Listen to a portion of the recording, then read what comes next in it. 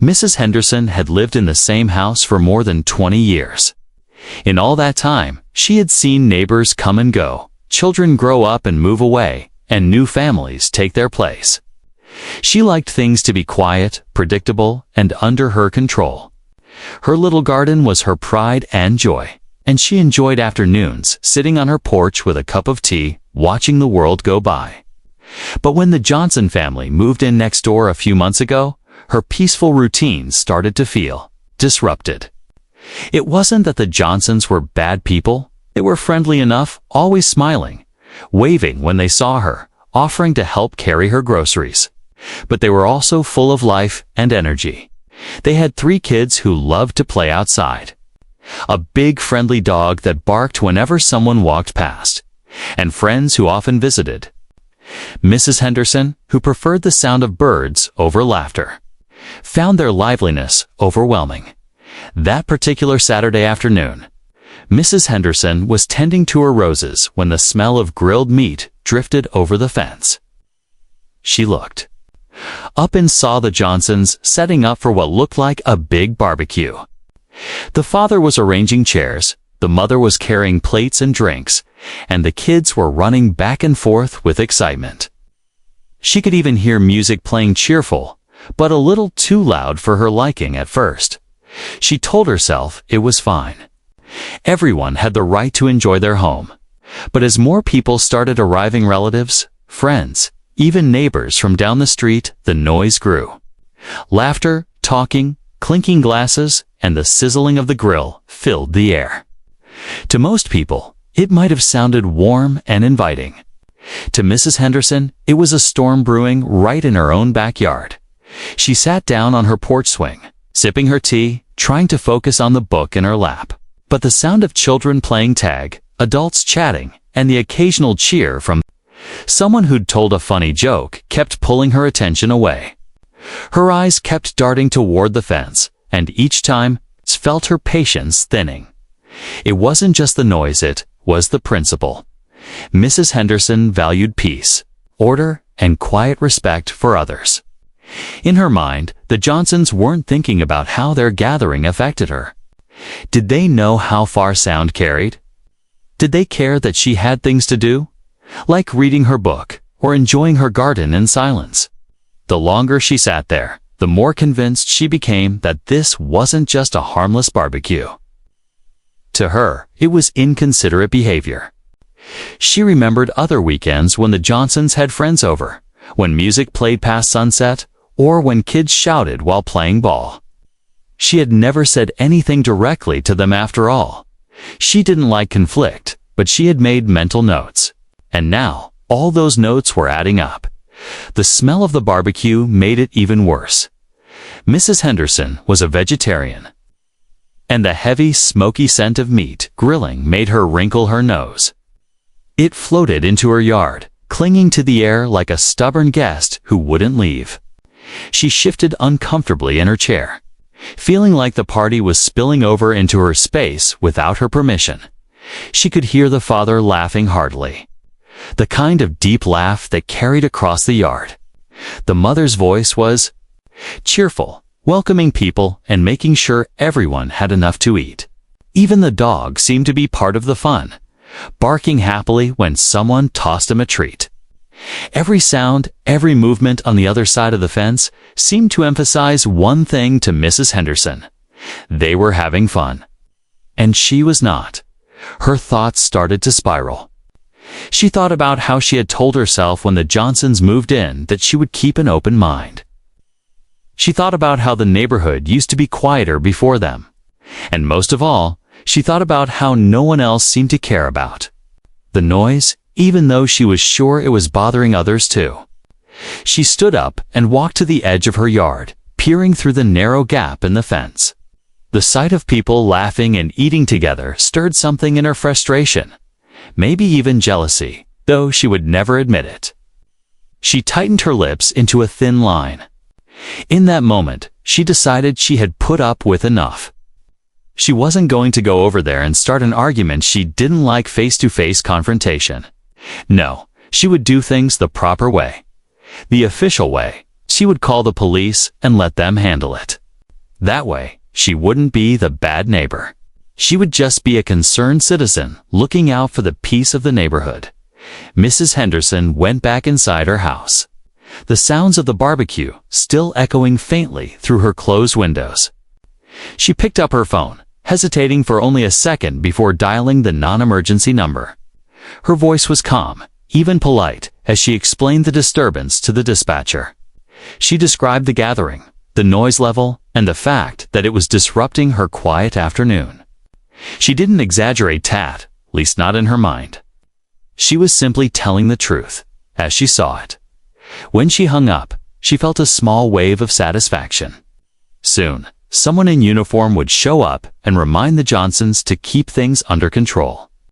She imagined the scene, the police arriving, the music being turned down, the guests speaking more quietly. Maybe, she thought, it would even teach them to think twice before throwing such loud gatherings in the future. As she returned to her porch and sat back down, she allowed herself a small, smug smile. The tea in her cup had gone cold, but she didn't mind. She was certain that in just a little while, the noise would fade, replaced by the quiet she had been craving all day. What Mrs. Henderson didn't know what she couldn't possibly imagine was that this call was about to take a turn she would never forget. Mrs. Henderson had always thought of her home as her safe little corner of the world. Her front porch faced a quiet street lined with old oak trees, the kind that turned golden in the fall and cast long shadows in the summer. The backyard was her sanctuary, rows of roses, neat patches of vegetables, and a small fountain that whispered water all day long. She loved the way the mornings were slow here, the afternoons lazy, and the evenings peaceful. But lately, that peace had begun to crack.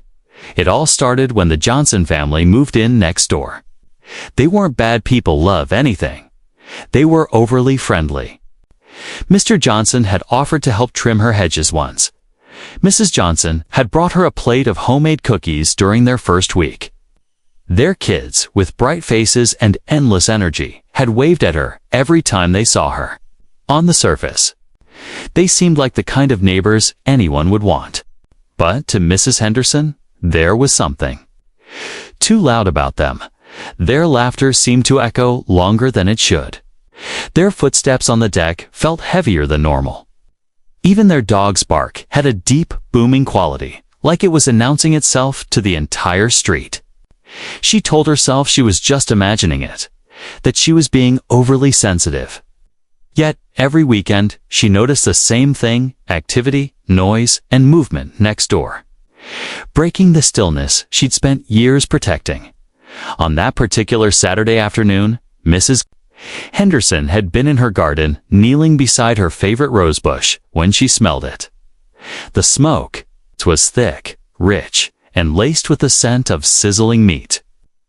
She glanced over the fence and saw the Johnsons setting up a long table covered with bright plates, stacks of buns, bowls of salad, and a big pitcher of lemonade sweating in the heat.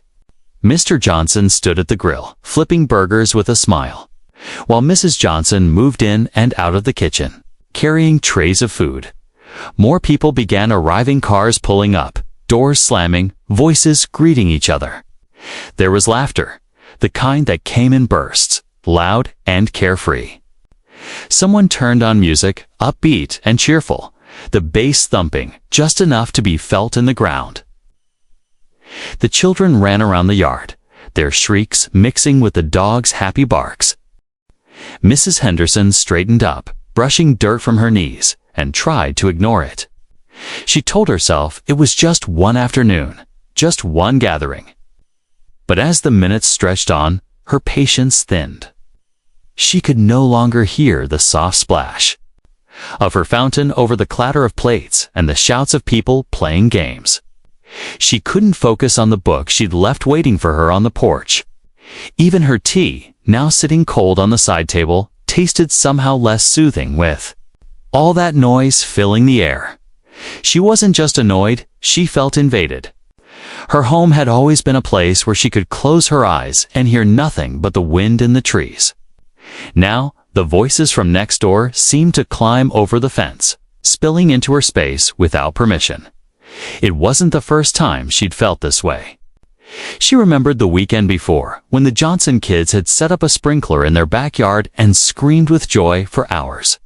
Or the time they'd had a small evening gathering that lasted well past sunset, with bursts of laughter breaking. The stillness of the night. She had kept quiet then, telling herself it wasn't worth making a fuss. But this was different. The smell of meat was in her clothes, in her hair. The music kept getting louder as more guests arrived. And when she saw Mr. Johnson throw his head back and laugh so loudly, it startled a bird from her tree. Something inside her snapped. She didn't want to march over there and cause a scene. That wasn't her style. She was a woman who believed in rules, in order, in letting the proper authorities handle things. Her father had been a stickler for doing things the right way, and she carried that lesson with her even now. So, she decided she would call the police not out of malice, she told herself, but out of a sense of fairness. After all, noise ordinances existed for a reason, and she was well within her rights to ask for some peace. She went inside, closing the door firmly behind her, and picked up the phone. The sounds from the barbecue were muffled now, but they were still there, pulsing through the walls like an unwelcome heartbeat. She dialed the non-emergency number, waited for the operator, and explained in her calmest voice that there was a loud, disruptive gathering next door. She didn't mention that they were new in town, or that she'd been quietly cataloging their noisiness for weeks. She just described the situation as she saw it. When she hung up, she felt a flicker of satisfaction. Soon, someone in uniform would arrive. The music would stop. The laughter would fade. And maybe, just maybe, the Johnsons would learn to keep their joy within their own yard. Of course, Mrs. Henderson couldn't have known that the man behind the grill wasn't just a friendly new neighbor. He was the one man in town she could never have expected to see in a police uniform. Mrs. Henderson sat in her living room, the curtains pulled halfway closed, giving her just enough of a view of the Johnsons' backyard without them seeing her. The sunlight streamed in across her coffee table, highlighting the thin layer of dust she'd been meaning to wipe away. But right now, her attention was locked on the scene outside. The laughter was louder now. The smell of grilled burgers and sausages seemed to sneak in through the tiniest cracks in her windows. She sat very still for a moment, her hands resting on her knees, listening. Music played from a portable speaker, cheery tune with a beat that made her foot tap without her permission. She quickly stilled it, frowning. No. She told herself she would not be charmed by it. Her eyes slid over to the phone sitting on the table. For a long time, she just stared at it, debating. She wasn't a troublemaker. She didn't call the authorities for small things. But this wasn't small, at least not to her. This was her quiet afternoon, her comfort, her sanctuary being trampled by noise and smells she hadn't asked for. She thought about walking next door and saying something.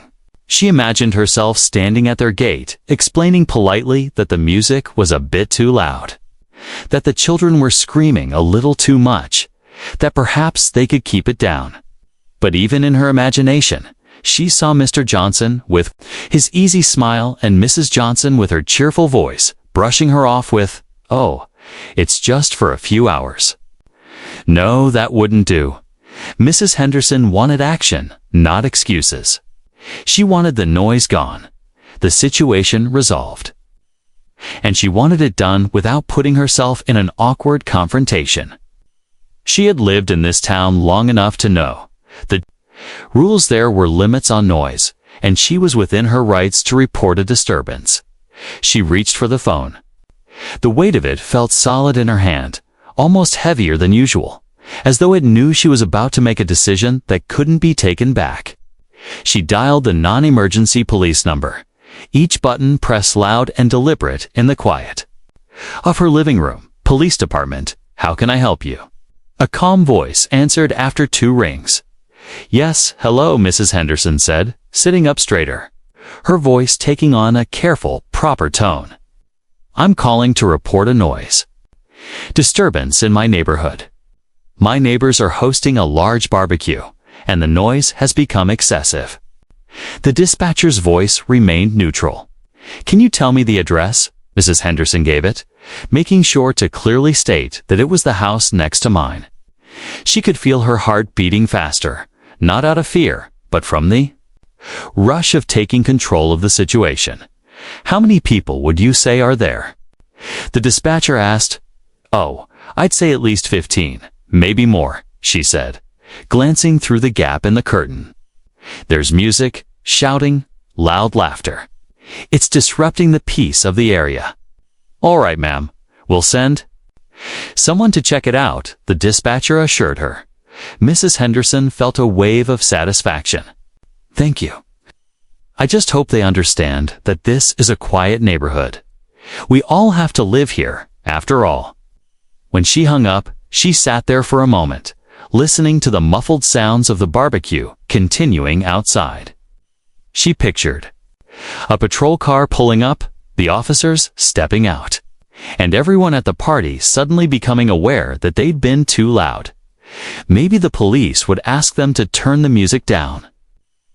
Maybe they'd even end the gathering early, she imagined. Mrs. Johnson apologizing the next time they crossed paths. Maybe even bringing over another plate of cookies as a peace offering. Mrs. Henderson would accept them with a gracious smile. Knowing she'd taught them an important lesson about respecting their neighbors, her gaze drifted back to the backyard. The Johnsons were still laughing, still flipping burgers, still completely unaware that their little party was about to be interrupted. The kids were darting across the grass, the dog weaving between their legs, the adults clinking glasses in. A toast on Mrs. Henderson leaned back into her chair, folded her hands in her lap, and waited. She didn't have to do anything more. The wheels were already in motion.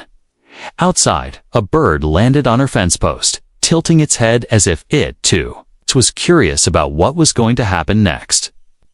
The faint hum of a car engine in the distance caught her attention. She smiled slightly, thinking, that must be them.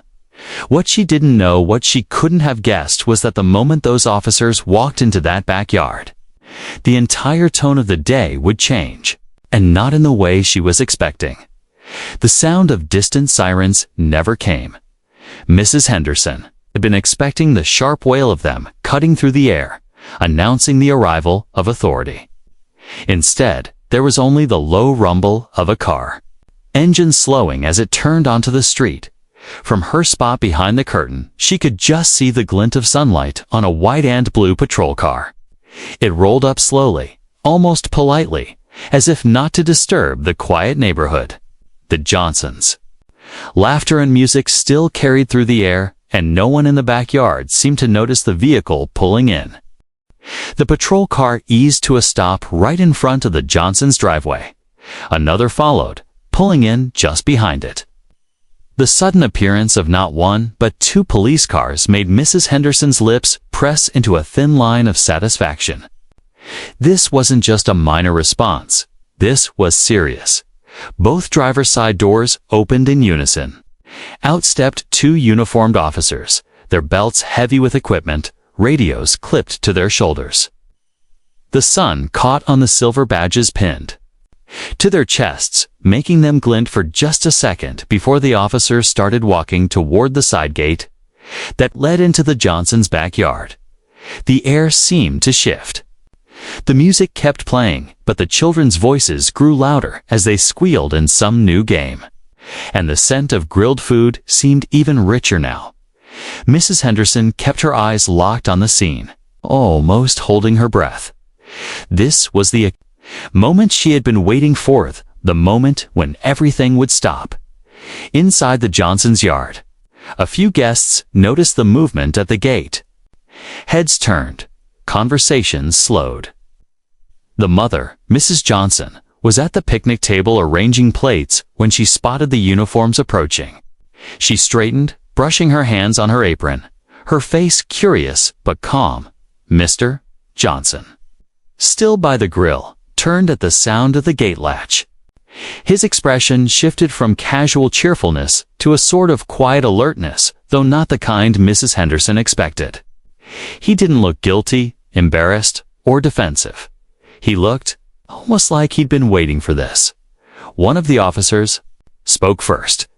Mrs. Henderson couldn't hear the words from where she sat, but she could see the casual exchange of greetings. No raised voices, no stern expressions. In fact, both officers seemed strangely relaxed, smiling even, as if they'd just arrived at a friend's gathering rather than responding to a complaint. Mrs. Johnson gestured toward the grill, offering them something to eat. The officers chuckled, shaking their heads, but stayed right where they were. Mr. Johnson put down his tongs, wiped his hands on a towel, and stepped forward.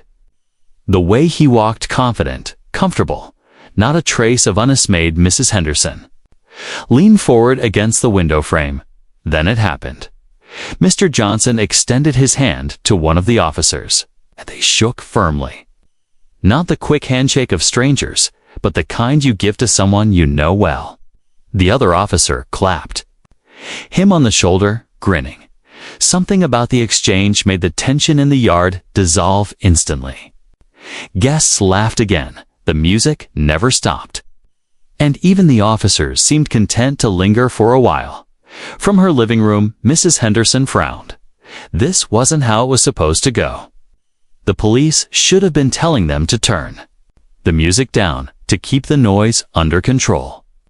Instead, it looked like they were chatting friends catching up on old times. She didn't know it yet. But this was the first hint of a twist that would leave her feeling both embarrassed and completely out of her depth. Because Mr. Johnson wasn't just any neighbor hosting a barbecue, was the very person who had the final say over those two officers' shifts, their assignments, and their badges. The real surprise was only moments away, from behind her curtain. Mrs. Henderson's eyes narrowed. The scene unfolding in the Johnsons' yard made no sense to her. The two police officers who were supposed to restore peace were laughing. Laughing? One of them even took off his cap and wiped his forehead. The other leaning casually against the fence like he was at home. This wasn't the picture Mrs. Henderson had imagined when she made that call. In her mind, the officers would have arrived, taken charge, and told the Johnsons to turn down the music or wrap things up. Instead, it looked more like a reunion. She leaned forward, straining to hear through the thin layer of glass. Bits of conversation floated over light, friendly voices, not a single hint of authority being enforced. She caught the sound of Mr. Johnson's deep voice, steady and commanding, but in a way that seemed to draw the officers closer rather than make them take control. Then it happened. Mr. Johnson said something that made both officers break into wide smiles. One of them gave a small salute, not the stiff, official kind, but the easy, respectful kind that said, "You're one of us." The other officer spoke with a playful tone. "Well, Chief, I guess this one's on us, huh?" Chief, the word hit Mrs. Henderson like a slap. For a moment, she thought she'd misheard it. But then she saw the officers step back, their posture unmistakably deferential. They weren't talking to Mr. Johnson as a neighbor in trouble. They were talking to him as their boss. Her mind scrambled to piece it together. Chief meant chief of police. Mr. Johnson wasn't just a neighbor who liked hosting barbecues. He was the highest-ranking officer in the entire department. The man she had called the police on was, in fact, the man who ran the police. The realization made her cheeks flush hot, even though no one could see her. She imagined the dispatcher's face when they'd heard the address. Had they known? Had they laughed? She imagined the officers' amusement when they received the call driving over here not to shut down a party, but to greet their new boss in front of his guests in the yard. Mr. Johnson chuckled and clapped one of the officers on the back, gesturing toward the grill. "Come on, you've got time for a burger," he said warmly. The guests seemed to find the whole thing hilarious. Laughter rippled through the group, the kind that came from sharing an inside joke. A few of them even turned toward the street, as if wondering who could have possibly called the police on this gathering. Mrs. Henderson stepped back from the window, her heart thudding. She felt trapped between embarrassment and frustration. She had called for quiet, but instead, she had unknowingly staged a public moment of irony, one that everyone at the party would probably remember for years. Outside, the officers lingered for another few minutes before making their goodbyes. They left with full smiles, the handshake between them and Mr. Johnson lingering a little longer than usual. When the patrol cars pulled away, the party didn't slow down. It seemed to grow even livelier, as though the visit had given it new energy. Mrs. Henderson, still standing in her living room, realized something she didn't want to admit. The balance of power on this street had just shifted completely, and it wasn't in her favor. For a long moment after the patrol cars rolled away, Mrs. Henderson stayed frozen by the window. Her fingers rested lightly on the curtain edge, but she didn't dare peek out again, not yet. Oh, she wasn't sure if she was embarrassed, annoyed, or something else entirely. Her mind kept replaying that one word, echoing louder each time. Chief. She had called the police on the police chief, not just on him, on his barbecue, his family, his guests, and his laughter. She imagined the story already forming in the officers' minds, something they'd share at the station over coffee. "You won't believe this," one of them would say, chuckling. "We got a call about loud music from the chief's own neighbor." Mrs. Henderson pressed her lips together, feeling the warmth rise to her cheeks again. She was grateful no one could see her, but she still had the uncomfortable sense that somehow everyone knew. The way the guests had laughed when the officers arrived, the way a few had looked toward the street. She couldn't shake the thought that maybe, just maybe, some of them had guessed it was her in the Johnsons' yard. The party didn't. Just continuance seemed to grow louder. The music swelled as if someone had turned the volume up on purpose. A fresh wave of laughter rolled over the fence. The smell of grilled meat was richer now, joined by the scent of corn roasting and fresh bread being sliced. Even the dog's bark sounded happier, freer, like it knew the coast was clear. Mrs. Henderson sank into her armchair, staring at her cold cup of tea. She told herself she hadn't done anything wrong. Noise ordinances existed for a reason, and she'd been within her rights to make that call.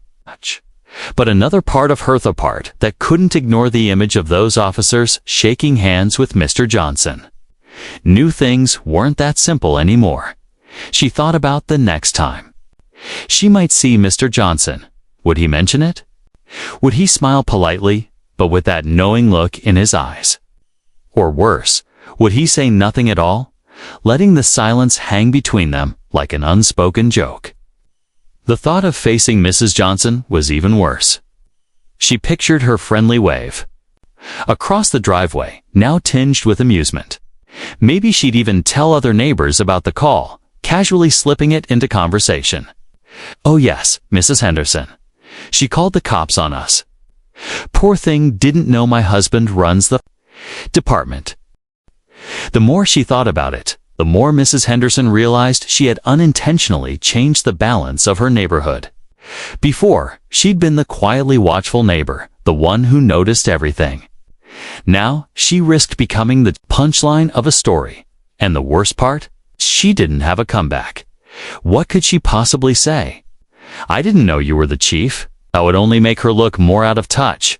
Out in the yard, someone let out a cheer, followed by the clinking of glasses. She imagined the toast. "Here's to the chief and to the neighbor who made sure we got a police escort to our own barbecue." Mrs. Henderson closed her eyes for a moment, trying to block it out. But her ears betrayed her, catching every sound, every ripple of joy from next door. And in that moment, a small truth began to settle in her mind, a truth she didn't like. but couldn't deny from now on she would have to think twice before making any kind of call. Not because she feared trouble, but because she knew her neighbor wasn't just another face on the street. He was the man in charge of every badge in town. And that meant, in a strange and unspoken way, he now had the upper hand. She sighed, glancing at her roses swaying gently in the breeze.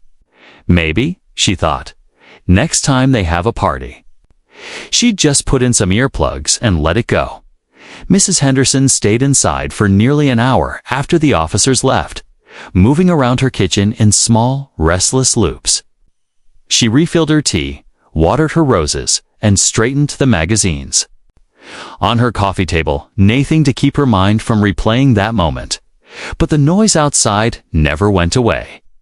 In fact, it seemed to grow fuller, richer, like the party had taken on a second wind. The music was still bouncing cheerfully over the fence, laughter spilling through the air in waves. She imagined Mr. Johnson flipping burgers with one hand, while holding court with the other. The unspoken story of the call adding spice to the conversation. She was debating whether to close her windows when a knock came at her door. It wasn't the sharp rap of authority, was lighter, almost playful. Mrs. Henderson froze for a moment, her mind jumping to the worst-case scenario. What if it's them? What if they came to tease me about it? She opened the door cautiously, and there stood Mr. Johnson himself, holding a large foil-covered plate. The smell hit her instantly: barbecued ribs, roasted corn, and buttery rolls still warm from the oven. Evening. Mrs. Henderson, he said with a smile that was polite, but not mocking.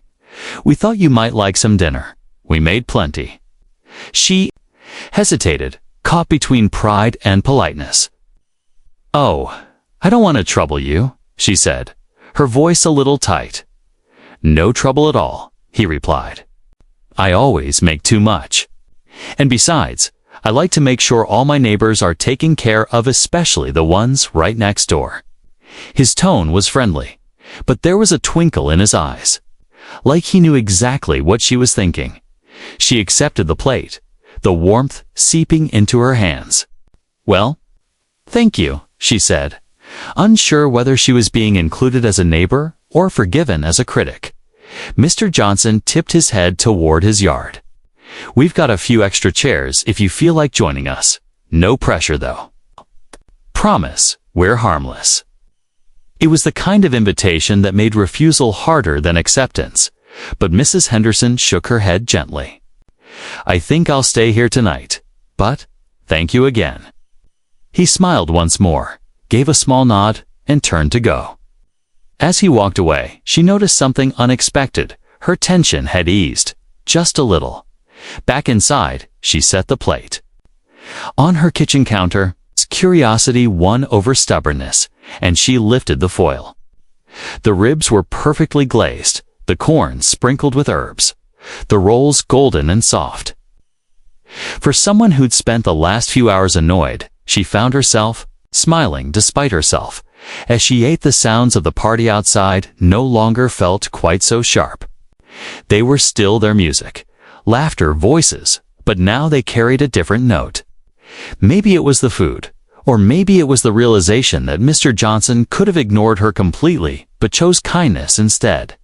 Later that night, long after the music had faded and the guests had gone home, Mrs. Henderson stood by her kitchen sink, rinsing her plate.